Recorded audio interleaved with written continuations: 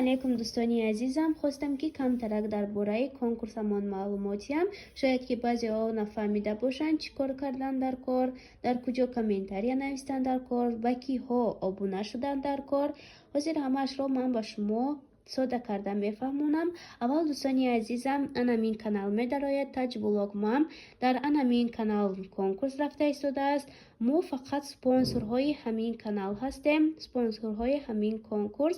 мо ғолибро муайян намекунем аз рӯи комментариҳои худамон, фақат аз рӯи анамин охирон видеое ки комментария шумо менависед, аз рӯи анаминҷа мо ғолибро муайян мекунем. аввал мо медароем канали таҷ влог мам, обуна мешавем агар ки обуна набошем. баъд медароем анамин видеоашон, охирон видео дар бораи конкурс. шумо ки дар омадед ин видео то охир тамошо кунед. ҳамаашро сода нақс як апаи Сабинаҷон фармондагӣ ҳастанд. шумо дар омада тамошо кунед, боз мефаҳмед. баъд ба ҳанамин 11 спонсорҳо обуна мешаведу видеоҳояшонро тамошо мекунед. агар ки пул буридан хоҳед, активни мешавед дар ҳамаи ҳамин каналҳо. комментария менависед, видеояшонро тамошо карда лайк мегузоред. азизам, аз ҳама кори муҳим, мо чӣ хел ғолибро муайян мекунем через генератор? аз рӯи комментариҳои шумо медароед видеоро тамошо мекунед, ба спонсорҳо обуна мешавед ва дар анамин охирон видеои апай Сабинаҷон охиронаш барои конкурс гуфта шудааст. фақат якто комментария дар ҳаминҷа менависед, фарқаш нест. иштирок мекунам менависед, ё ин ки ба шумо булбориҳо мехоҳам, ё ин ки участвую, фарқаш нест. фақат якто менависед. дар анамин ҷо аз рӯи анамин комментариҳо мо ғолибро муайян мекунем. ба фикрам ки ман ҳамаашро содаву нағзакак ман барор мехоҳам.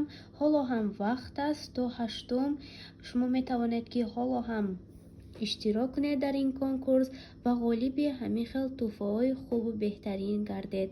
фақат шумо медароед ба спонсорҳо обуна мешавед ва дар ҳамин охирон видеои таҷ влог мам дар бораи конкурс гуфтагӣ ҳастанд. дар ҳамин ҷо фақат як комментария мегузоред. агар ки аз активни пул буридан хоҳед, ҳамаи видеоҳои ки блогерон мепардоянд, ҳамаҳоро тамошо карда комментарияву лайк мегузоред. ба ҳамаи шумо як бори дигар барор мехоҳам. хай дӯстонам.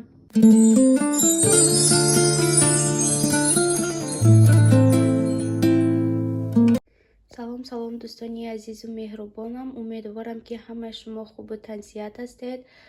имрӯз хостам ки камтарак барои субҳона орбирон тайёр кунам. орбирони бо равғани зағир. равғани зағиримонам камаш мондааст. чихел мебинед, ҳамин як боре ки харидагӣ будем, нишон додагӣ будам, ин дохкардагӣ гуфта пурсида будам, ҳамон равғани зағир аст. ҳамиқаш монда. ҳозир ман ҳамина орбирон тайёр мекунам ва имрӯз гуфтанӣ ҳастам ки 1 март аст, яъне ки фасли баҳор. ба ҳамаи шумо фасли баҳорро табрик мегӯям. бигзор чӣ орзуе ки дошта бошед дар ин фасли баҳор ҷомаи амал пӯшад. ҳозир акнун ман дӯстонам шурӯъ мекунам тайёр карданро. тест барои билинчик тайёр карда истодаам. имрӯз хостам ки боз торти билинчикӣ тайёр кунам. ин торт дар хонаи мо тренд баровардааст. чихеле ки мебинед, бисёр ҳамин тортро тайёр карда истодам. як бор ки тайёр кардам ва мо писанд омад, ба шавҳарам асосан бисёртар писанд омад ва аз ман ҳеҷ гоҳ ягом торт намехоҳад.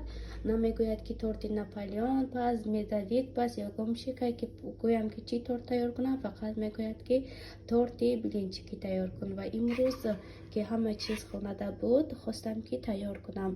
ҳозир акнун тести билинчика мегирам. дар ин ҷо барои билинчики мо дар кор аст шир, 1 дуна тухм, шакар, орд ва каме сода. ҳозир боз нишон медиҳам. дӯстарон, ман дар ин ҷо гарро тайёр карда истодам. дар ин ҷо равғани зағир, равғани простой. ман ҳамин ду равғана якҷоя мекунам. орд иқайга 3 қошуқ орд андохтам. акнун ҳамин хел тез мекобем ки гарди мо сурх шавад. баъд ҳамин хел духтаро аввал оби хунук меандозем. ҳама ин гардамонро бо оби хунук якҷоя мекунем. кофтанро бас намекунем. бояд ҳамин хел тез кобем ки ин бояд гардаш бо об якҷоя шавад. Даро то ҷӯш омадани орбирон амихел мо мекобем ки то обаш ҷӯш биёяд, оби хунуку ҳамаямон гард қати об якҷоя шавад. ҳозир акнун ин камтар меҷӯшад, боз шир якҷоя мекунад. духтаро ордои моям тайёр шуд. Инаш барои худам бардоштам, инаша барои Микаилҷон аллакай нун реза кардам ки хунук шавад. акнун мо шишта субҳона мекунем. барои мо иштиҳои таом, агар ки шумоям хурдеста бошад, ба шумоям иштиҳои таом. духтаро ҳозир ман тайёр кардам хамири блинчикро. ҳозир акнун ҳамаашро мепазам. дар инҷа чӣ хеле ки гуфтам, як дона тухм, камтарак сода, шакар, орд ва шир аст.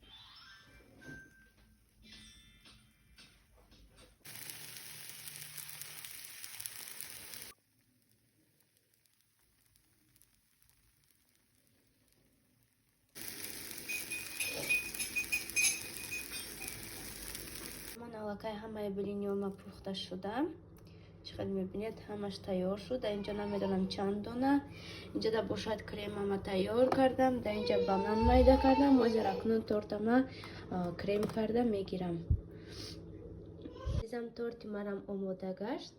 бинед, бениҳоят торти осон тайёркунак аст. ҳамихел ҳама чиша тайёр карда тортро сабират мекунӣ, ҳамихел торти хушрӯ тайёр мешавад. болош ҳамихел банан қатиоро додам. агар ки рецепти ин торт дар кор бошад, марҳамат канали ма даромада бинед, рецепташ ҳаст. ман як бор не қариб ҷамъ бошид ин тортро тайёр мекунам. ба аҳли оилаи мо бениҳоят писанд аст ин торт. боварӣ дорам ки ба шумо ҳам писанд меояд. духтаро ҳозир мо берун баромадем. дидем ки ҳаво беҳад нағз буд. берун баромада гуфтем камтарак прогулка кунем. Микаилҷони мо аллакай якум бор дар берун қадамҳои худро гузошта истодааст, якум бор дар берун роҳ гашта истодааст. мо бениҳоят хурсанд шудем, бо худаша дасташа сар додем. ҳамихел якта кафтар буд, чӣ буд, ҳамуна дида пешаш меравад, иқа меравад, иқа меистад, мошин роҳи мошин меравад, пеши мошино меравад. агар ки нақаби, ба фикрам ки ба болои любой чӣ раҳ мегардад ин майдачаи мо. алҳамдулиллоҳ, мошааллоҳ, бачаи моям калон шудааст. аллакай дар берун мо ба ҳазур метавонем ҳамихел роҳ гардем. барои бегоя камтарак ҳамихел картошка сурх кардам, қати гӯшти мурғ. боз барои худам якта тухмак задам. беҳад нағз мебинам тухм қати картошка. хел маззаш беҳад нағз мешавад вақте ки тухм қати картошка бирон мехӯрӣ. инҷа да камтар салат кардам. ин бошад зирабой. зирабой ина апам додагиян, беҳад зирабои нағз. ҳозир акнун мо шишта ужин мекунем. агар ки шумо хурдеста бошад, ба шумо ҳам иштиҳои таом, биёед бо ҳамроҳи мо ужин кунем. дӯстони азизам, дар инҷо ман влогро ба анҷом мерасонам. боқӣ сарбаланду хонаобод бошед. моро дастгирӣ карданро фаромӯш насозед.